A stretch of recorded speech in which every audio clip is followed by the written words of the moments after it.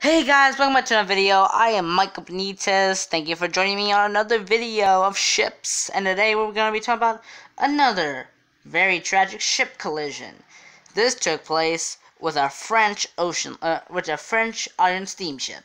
This ship was pretty much very popular. So popular that a family member, the husband of one of the survivors, actually made a poem about the ship. This ship was named the SS Villie Du Havre. Let's begin the story of her very fateful collision. Villie Du Havre was originally built after Napoleon III, built in London, and was 365.9 feet long. She was built for the French line, which is kind of different for a British company building a French ship for a French company, for a French line. However, Napoleon III was pretty popular at her time. She had 2 masts and 2 funnels. Napoleon had enough passenger capacity for 170 first-class passengers, 100 second-class passengers, and 50 third-class passengers. She had a very good career as Napoleon III. However, due to her popularity in her company, she didn't have a speed record and only had a top speed of 11.5 knots, which is quite understandable, judging that she was a paddle steamer, not a steam screw steamer. She had 2 paddle wheels, which combined the force of 11.5 to knots. It wasn't very fast, but a luxurious way to cross the Atlantic. However, in 1871, Napoleon III was taken to Tyneside, North England, to be rebuilt. Well, not rebuilt, but refurnished. Her paddle wheels were taken away, and she was powered by single screw propulsion, not steam paddle. And also, a third mast was added to her, which was pretty good, too unique. But she still had 2 funnels, and her tonnage was amped up a bit to 5,065 tons. After some sea trials, the new Napoleon III, now renamed Villie Du Havre, sailed on her new route from Le Havre to Brest and finally New York. She began in service in early of 1873. However, she would only be served for a couple of months. November 15th, 1873, the Villie Du Havre departs Le Havre with 313 passengers aboard. She is sailing to New York. She is under the command of Marino Sermonte,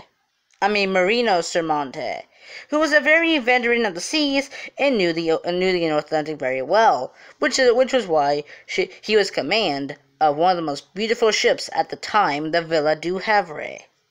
For the first couple of days, everything seemed fine, and the voyage was very natural. However, all changed on November 22nd, after a full weeks of sailing. The Villie Du Havre, though sailing both under steam and sail power, was only able to make a top speed of only 12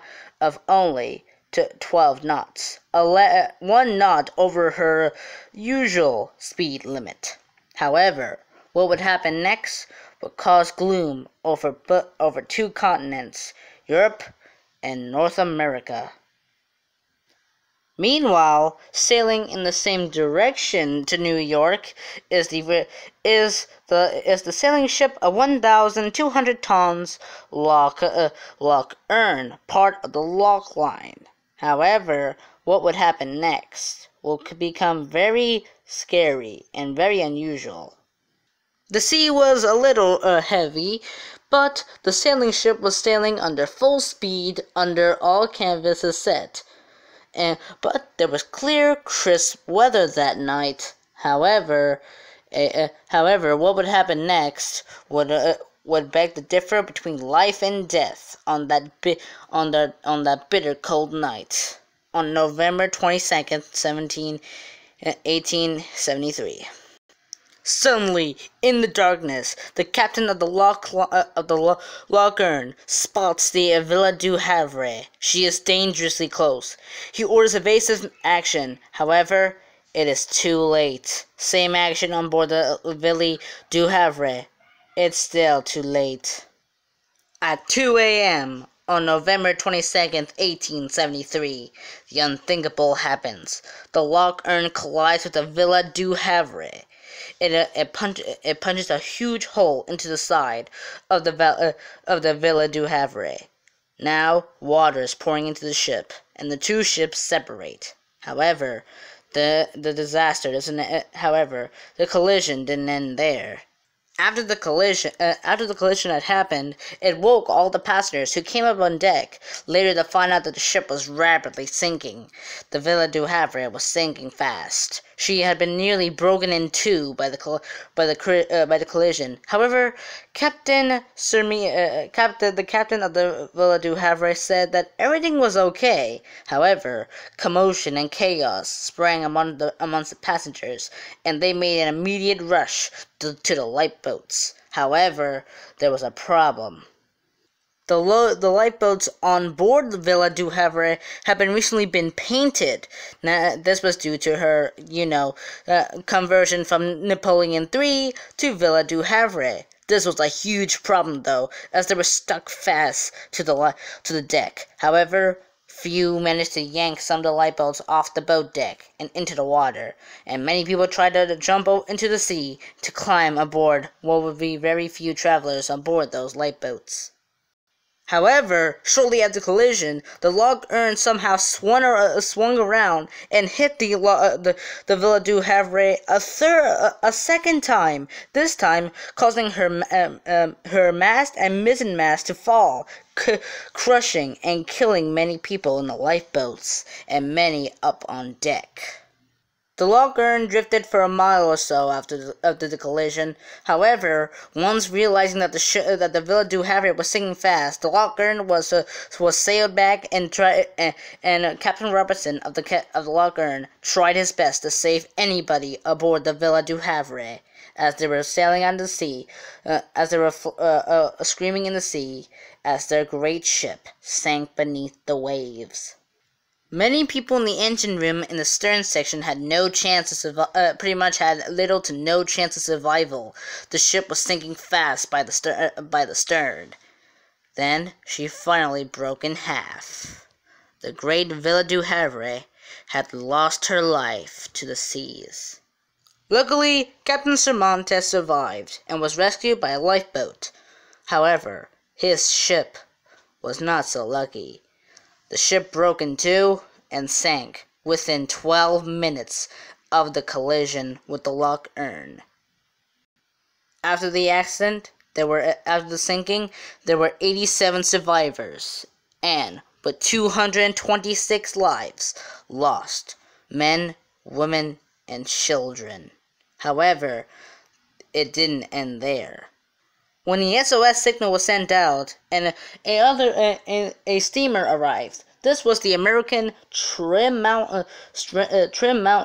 The survivors were transferred onto that vessel, but things didn't look too good for that of the Loch Earn. The Loch Earn had taken serious damage in the collision and was in a very bad sinking condition. On November 29th, 1873, the Loch Earn was abandoned by all her crew, of which survived. But the Loch Earn herself wasn't so lucky. On December 1st, she went down. The true fate of the Loch Earn wasn't known to that of many of the British people. Even though they knew of the Villie Du Havre disaster, they wanted to know what happened to the Loch Earn as well. However, it wasn't until December 7th that it was known, when the steamer Queen docked with all the crew that were on the Loch Earn. They did announce that their ship had gone down. Rufus Wheeler Peckham lost his life aboard the Villie Du Havre. Peckham's last words during the sinking was, "Wife, we must die. Let us die bravely."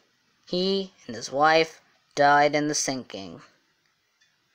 Another passenger aboard was Anna Spafford, the wife of a real estate of the owner of a real estate of a lawyer and elder, Horatio Spafford. However, she had 4 sons. She had 4 daughters on that voyage: Anna, Maggie, Elizabeth, and Bessie. Miss Spafford was lucky to be alive. However, she lost all 4 of her daughters in the sinking. She was found unconscious and was taken aboard the Loch Earn. She was overcome with dread from losing all her 4 daughters. Her words were, "God, I've lost all my children. What do I do?" Mr. Spafford was very quick to have his wife come home. He left Chicago to get her. However, during that voyage, the captain of that ship ordered him to come to the bridge, saying that they were sailing directly over the spot where he lost his daughters. His words were, "On late Thursday we passed the spot where she went down, 3 miles deep. But I don't think of my dear ones as dead. They are safe and comfortable." He was so involved in the sinking that he decided to make a poem to symbolize the disaster and the loss of his 4 daughters. That poem was called "It Is Well With My Soul."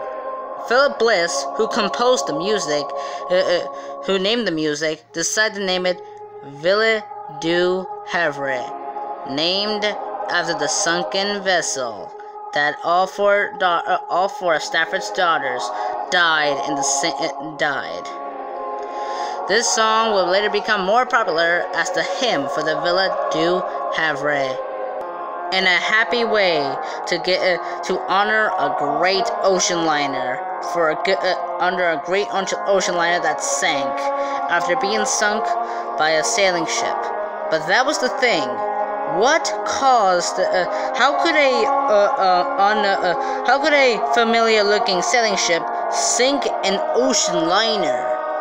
The truth had to be known. During the investigation, Captain Robertson was found not guilty for the sinking. Was found not guilty or blamed for the sinking of the Villie Du Havre. Nor was Loch Earn's lookout, which was suffering from fatigue 3 days in the fog. So it's a question: what caused the sinking of the Villie Du Havre? What caused the collision that sank her? It could have been,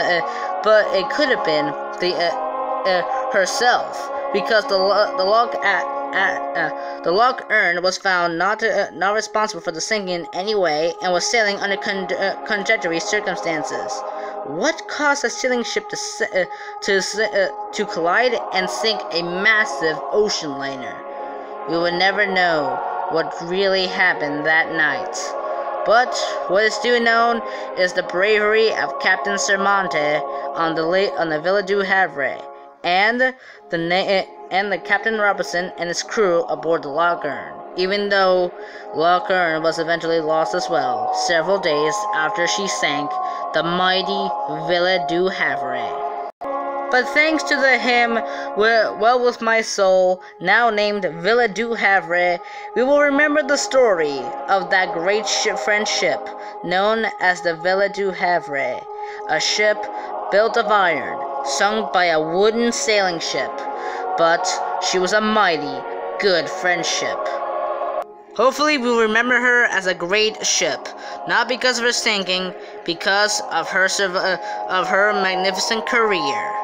Thank you for watching this video of the story of the sinking of the Villie Du Havre and the aftermath of her sinking, and the story of the great ship before she went down on November 22nd, 1873, after a collision with the sailing ship Loch Earn, resulting in 87 survivors, all from Villie Du Havre, and 226 deaths, all on Villie Du Havre.